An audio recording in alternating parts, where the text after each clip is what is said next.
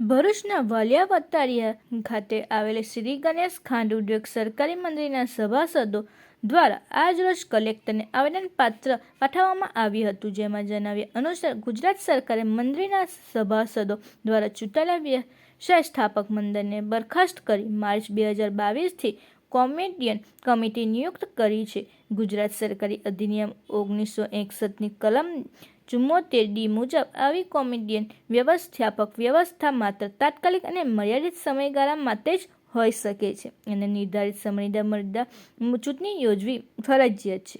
પરંતુ આજ દિન સુધી લગભગ 4 વર્ષ જેટલો લાંબો સમય વીતી ગયો હોવા છતાં મંડળીની ચૂંટણી યોજવામાં આવી નથી, જે કલમ 74Dની ભાવનાઓ તથા સરકારી લોકશાહીના મૂળભૂત સિદ્ધાંતોનું સ્પષ્ટ ઉલ્લંઘન છે.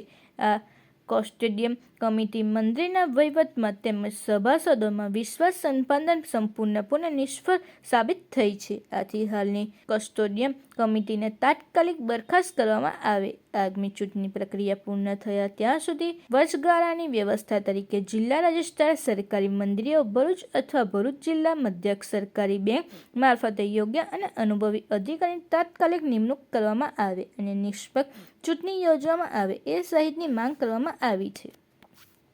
હું નટવરસિંહ સોલંકી આજ રોજ શ્રી ગણેશ ખાંડ ઉદ્યોગ સહકારી મંડળ લિમિટેડ વતાડિયાની કસ્ટોડિયન કમિટી બેઠા પછી કથળેલી પરિસ્થિતિને ધ્યાને રાખી જિલ્લા સમાજને આ ભરૂચને આજે અમે આવેદનપત્ર આપવા આવ્યા છે.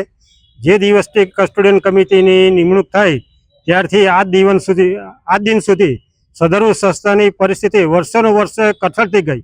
એનું મુખ્ય કારણ કે બિનઅનુભવી કસ્ટોડિયન કમિટીને આ સરકારે બેસાડીને આ સંસ્થાનું નિકંદન કાઢી નાખવામાં કોઈ બાકી નથી રાખ્યું, જેનો સીધો ભોગ આજે ખેડૂત સભાસદો બન્યા છે. ને 1-2 સભાસદનો સવાલ નથી, આ 18,000 સભાસદ પ્લસ 850 કર્મચારીના રોટલાનો સવાલ છે. ને મારી સીધી ખેડૂતની ભાષામાં કહેવું તો આ ભાજપની સરકાર શા માટે આ લોકોને છાવરે છે? આખા ગુજરાતની અંદર વહીવટદારોની નિમણૂક થઈ ગઈ છે, આ લોકોની મુદત પૂરી થઈ છે, તો શા માટે ગણેશ સુગરમાં કસ્ટોડિયન કમિટીને અધિકારીની નિમણૂક કરવામાં આવતી નથી? સદરુ કસ્ટોડિયન કમિટી સામે આજ દિન સુધી લગભગ 1,30,000 દાગીના ઓછા બન્યા છે, જેનું આ કસ્ટોડિયન કમિટી બેઠા પછી 45 થી 50 કરોડ રૂપિયા સીધું નુકસાન ખેડૂતોને થયું છે. ચાલો સ્ટાર્ટ. હું અજયભાઈ હરિભાઈ વસાવા, રહે કંચનપરી પડાલ. હું એક ખેડૂત સભાસદ છું ગણેશ સુગર વટારિયાનો, ને મારે કલેક્ટર સાહેબને એટલી નમ્ર વિનંતી છે કે જ્યારથી આ કસ્ટોડિયન કમિટીને બેસાડવામાં આવેલી છે ત્યારથી આ સુગરનું વહીવટ સંપૂર્ણપણે એકદમ હલી ગયેલ છે. અને અમે એક ખેડૂત તરીકે અમે જ્યારે જે શેરડી નાખેલી છે એ શેરડીનો પણ અમને પહેલાં હપ્તાના પૈસા મળતા નથી આજની તારીખમાં પણ.